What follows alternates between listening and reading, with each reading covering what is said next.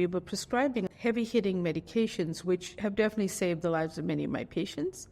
But except for checking off a weight, asking about smoking, and some very, very random questions, to be honest, no one is really offering any nutrition information while we knew the medications had severe side effects. Welcome to the Fountain of Vitality podcast. I'm your host, Lamont Levitt. In a world overflowing with noise, confusion, and distraction, we're here to cut through the clutter and explore bold, unique paths to a longer, healthier, and more vibrant life. Through candid conversations with business leaders, wellness experts, industry pioneers, and innovators, we'll uncover insights to help you discover your own personalized, unique approach to thriving. Tune in, trust the compass of wisdom within, and find your fountain of vitality. Hello, and welcome to the Fountain of Vitality podcast. My name is Lamont Levitt, and with me today I have Dr. Uma, and she's an MD. Last name is Naidoo, right? That's correct. Get that right? That's exactly right.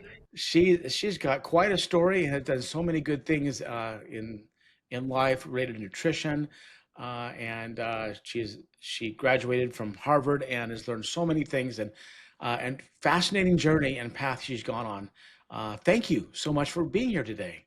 Thanks so much, Lamont, for inviting me. It's exciting to talk with you. Yeah, I'm excited to have you here. So health, let's talk about the journey you've gone on and why you chose the path in medicine that you have as it relates to nutritional health. Sure. So, as a child, I grew up around family. My mom was the adult boarded physician, now retired. But during the daytime, when she was at medical school, I was little, and I didn't want to go to preschool. I called myself a preschool dropout. So and the reason is I wanted to hang out with my maternal grandmother, to whom my first book, This Is Your Brain on Food, is dedicated, because I loved her, and she was much more fun than going to school. So preschool days, I would spend helping her pick fresh vegetables from the garden, watching her cook. And then both my grandparents would sit down with me and eat lunch. For entertainment, they would teach me yoga and meditation, that we had to pass the time. Right. So unknowingly, I came into the world with these very strong influences, which were also healthy and very powerful. And I feel very fortunate. But I also realized when I was in psychiatry residency that healthy nutrition, we were prescribing on the one hand heavy-hitting medications, which have definitely saved the lives of many of my patients. But except for checking off a weight, asking about smoking, and some very, very random questions, to be honest, no one is really offering any nutrition information while we knew the medications had severe side effects. And a patient very early on, when I was a very timid young resident, took me on. He was very upset and angry, and he assumed that the Prozac I had prescribed had caused him to gain weight, but we knew from his baseline that he was already struggling a bit with his weight. But sharing some information with him in the moment about the very large, massive cup of Dunkin' Donuts coffee, it's a favorite in Boston, 20 ounces that he had in his hand, and stopping to say to him, well, what did you put in your coffee today? Let's start there, because you're concerned about your weight. And he said, oh, well, creamer and sugar. And I said, well, stop, but how much? And it turned out, in a 20-ounce cup, he had more than a quarter cup of ultra-processed creamer. Oh, wow. With a lot of unfortunate ingredients, and then 8 to 10 teaspoons of sugar. So I roughly calculated for him the amount of empty calories he was consuming before he even ate breakfast.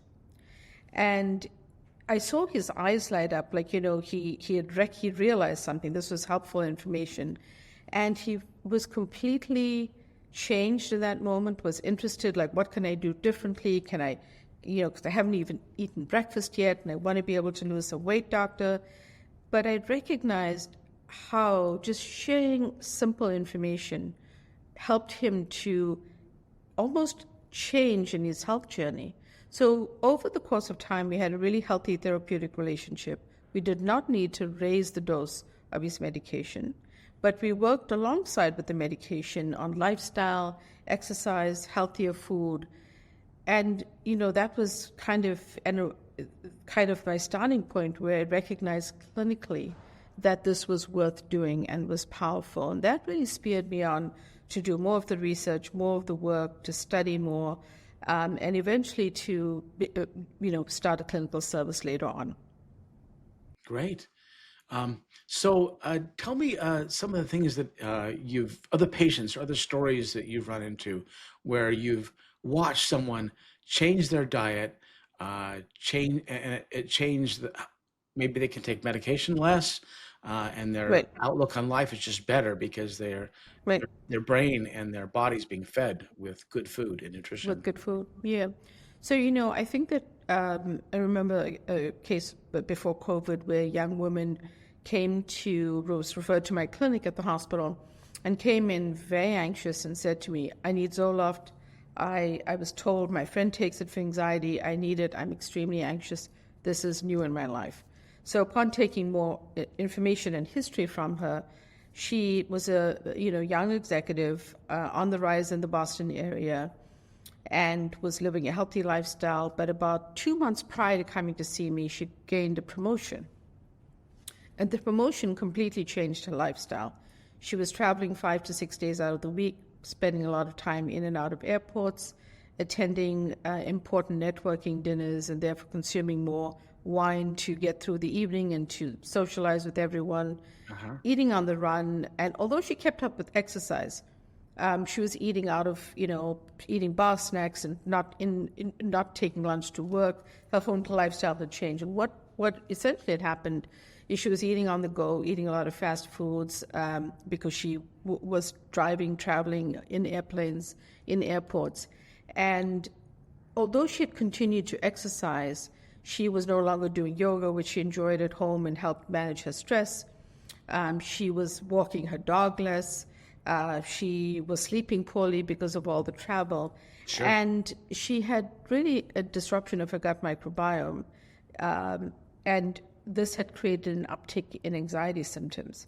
So in the past, she had managed some mild anxiety with breath work and exercise and that type of thing. But the moment her gut microbiome was disrupted by the unhealthy food and the level of stress and poor sleep, she had a massive increase in symptoms. So she was healthy enough in the sense that she wasn't actively acutely ill, but she had active symptoms. And she was willing to work on lifestyle and changing her nutrition plan, which we did. So we gave her healthy tips for how she could travel on the go, still eat healthy, keep up with exercise, bring in meditation, and created a whole lifestyle plan for her that included, and the pillar of which was healthy eating, returning to that because she'd been a healthy eater earlier on. And over about 6 weeks to 7 weeks, she'd first noticed improvement in her sleep within the first 2 weeks. But over about 6 to 7 weeks, she was considerably better. And returning, still traveling, but managing the schedule better, eating healthier, feeling better emotionally, and much more in balance. So, the gut microbiome takes a certain amount of time to heal, but it was very important in her journey. Yeah. How important would you say it is to recognize for people out there if they're tired, Yeah. run down, they know they're not eating right? Probably the best time to make a change would have been 5 or 10 years ago, but the next best time is today. Right. Right? The next best time is always today because Yeah. we are in control of what we eat. And we can vote with our dollars in terms of what foods we buy and where we spend our money in terms of groceries or fresh foods or whole foods or, sort of whole healthy foods versus ultra processed fast foods and junk foods. And it's never perfect, Lamont. I mean, some people, if you're running through an airport, you may need to get something on the go. If you are, taking your child to a birthday party or grandchild, you may come across a cupcake. It's never perfect. But for the most part, if we're paying attention to healthy eating principles, it can be very powerful in terms of not just physical health, but our actual mental health. I think it's fascinating as I get to know people that everyone kind of has different dietary needs, Yes. and there's not really a one size fits all. In this world where we can't control everything, I think the one thing about diet that's one thing that you can wrap your arms around. Something is something you can control is what you put Right. in your body for Totally. fuel. and Yes. and if you're feeling overwhelmed or having anxiety about those things you can't control, pick something you can control. I completely agree. It's always within our control, as are things that are lifestyle related, by like outdoor time, spending time in nature, spending time with family, Yeah. exercise, all of these things. So you're right. Yeah, good. Tell us a little bit about some of nutrition. I went on your website and learned more Yep. about some of the things you offer. Uh, Tell us a little bit about nutritionally some things you recommend, and then uh, additionally, I'd love to hear about your new book that you've Sure. got coming out. I think it's Thank you. "Calm Your Mind with Food." I think it's what That's you're right. going to Calm call it, your right? mind with food. Yeah. Yes, So we'll start there because then I can talk about the nutrition related to that. okay. During COVID, what I found is that everyone in my virtual office was feeling really anxious, and the research was showing that during COVID, anxiety increased by 25% worldwide, and this was published in a highly reputable journal called Lancet. And so I realized and recognized that the solutions my patients were looking for, they needed help nutritionally with finding a plan. More people were at home. They were also cooking more at home, and were interested in finding solutions that were beyond just medications. It was really hard to get telehealth appointments for people, even therapy. So a solution was needed. And that's why I wrote Calm Your Mind with Food, which has a polar anti-anxiety shopping list, a protocol to follow, and recipes to go along with the science. But that being said, some of the foods that help to calm the mind, I like to talk about the mnemonic CALMS, CALMS. There's a longer mnemonic in the book. I also talk about the 6 principles of nutritional psychiatry, some of which are eat whole, be whole. And that's an easy one. It's kind of eat the orange or eat the apple, skip the store-bought juices Yeah. juiced version of these, right? Because those have no fiber left and a lot of added sugar. Another one is the greener the better. And the reason we want to mention leafy greens is they're rich in vitamin B9 or folate.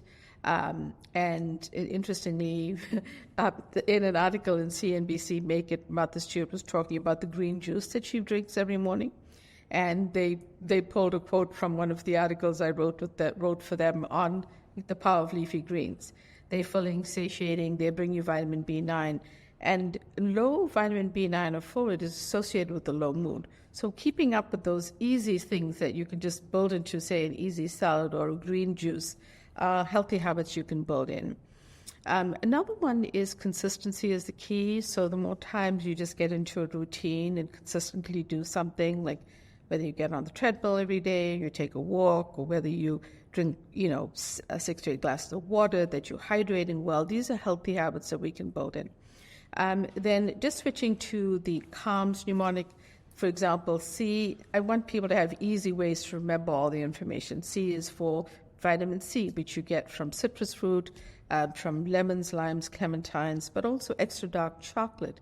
Natural chocolate, not the candy bars, actually really good, a really good option. A is for antioxidants, the colors of the different vegetables and fruit, which bring us really important polyphenols and nutrients for our body and brain. L is for liquid. So I always want people to remember to drink enough water, because when you're dehydrated, you can be very anxious, and it's I always always forget to drink just a enough good water. habit. It's just And that's so exactly just a important. habit, Yeah. exactly. So those are just some of the foods I talk about. You can get a deeper dive in my book, but it's really to help people have things on their fingertips when they go shopping, or they have someone in the family with anxiety. How can you help them eat certain foods to feel better? Well, one thing I've loved, I love having a garden in my backyard, Great. what's great about that, some things I grow really well, and some things not so well.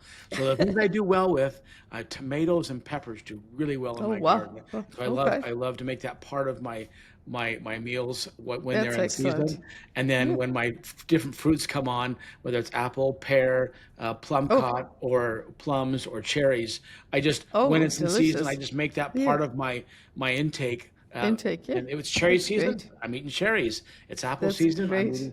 So that I think that, I love it. and you're right about getting good food in you. Know the source, know where the food's coming from. That's right. If if you can grow it at home, it's ideal, and you really know kind of what you're eating, which is great. I love that. Yeah. So anyway, I love when I can. I love having my own fruit and vegetable. And sometimes I just say you don't need a lot of space. Sometimes you can No. start Yep. out with, if you're in an apartment, you have a little small Yeah. deck. Grow a tomato plant, or maybe That's it. 1 or 2 peppers if you've got some good sun there. Yeah. Yeah.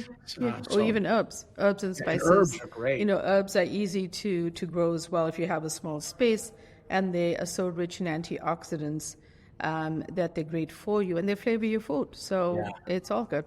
Yeah, that's good. Oh, well, thank you so much. Anything you'd like to add? Any final tips, recommendations, or how we can reach out to you if someone Yeah, I wants to would get love. more of your advice? Yeah, I would love for people to follow my free Substack newsletter. Just go to umanaidoomd.com and sign up there. You'll also check out my new little powder mix-in, mood food mixes, which actually I developed because of the book. People kept reaching out and saying, well, what do you do? What do you put in your food? You said ashwagandha is helpful. Where can we get it? So I put ashwagandha into this powder and made it taste better. But it's a good option for people to add to yogurt or a tea or whatever they'd like. You can find out all the information on my website and follow me on social media at DRUMANAIDOO. Great. Thank you so much for joining us today, and I hope it helps some of our listeners out there just be a little bit happier and healthier. And Thank you. focus on the eating good food and what you can control in life, and that's what you put in your body. So thank you for your time today. Thanks so much, Lamont. Great to talk to you. Bye. Thank you for tuning in to the Fountain of Vitality podcast. Head to fountainofvitality.com for more episodes, insights, and resources. Remember, your health is yours to own. Take charge, focus on what you can control, and keep exploring what works for you. Always be your best self, lift others, and trust the compass of wisdom. Until next time, stay vibrant and take care.